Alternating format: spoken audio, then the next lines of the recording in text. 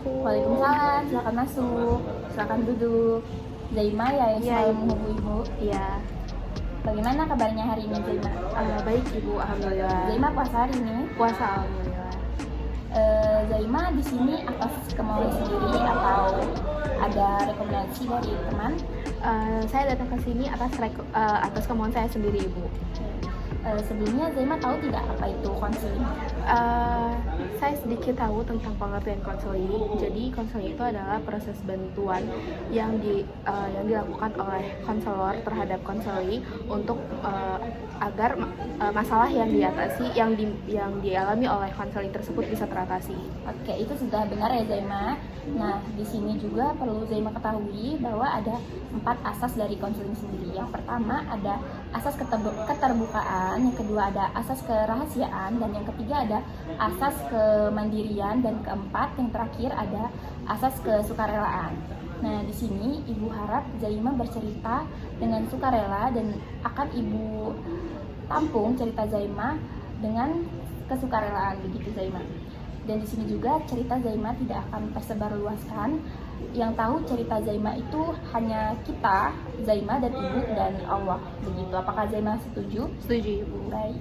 Konseling kita pada hari ini, Ibu beri waktu kurang lebih 45 menit. Bagaimana Zaima, apakah setuju? Setuju, Ibu. Zaima bisa menceritakan bagaimana masalah Zaima?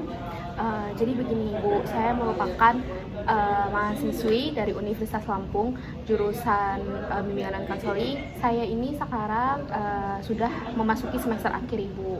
Jadi saya itu kegiatan saya selama di kampus itu hanya menyusun skripsi, Ibu. Namun akhir-akhir ini saya jadi malas menyusun skripsi. Jadi karena saya merasa bosan. Jadi saya kurang dalam melihat skripsi saya, begitu, Ibu. Oke.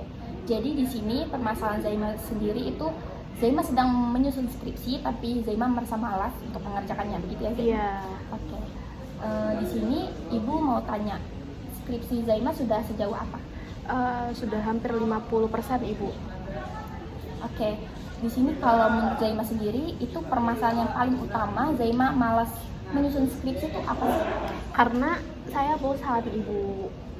Iya, jadi saya bosan. Jadi saya merasa karena saya bosan, karena melihat laptop terus nyari skripsi. Jadi ketika saya di kampus tuh saya bukannya melihat atau mencari narasumber atau mencari materi tentang skripsi saya, tapi saya malah nongkrong atau mungkin saya malah melihat handphone tapi tidak mencari materi. Oke, Zaima, menurut Ibu di sini sepertinya Zaima itu butuh refreshing gitu ya Zaima untuk mengerjakan skripsi ini.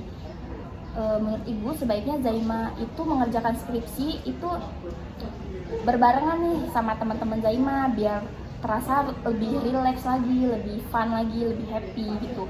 Atau Zaima bisa menyusun skripsi di tempat-tempat yang memang suasana alamnya itu indah begitu Zaima. Jadi Zaima pun merasa tidak bosan atau tidak jenuh saat mengerjakan skripsi. Baik, Zaima.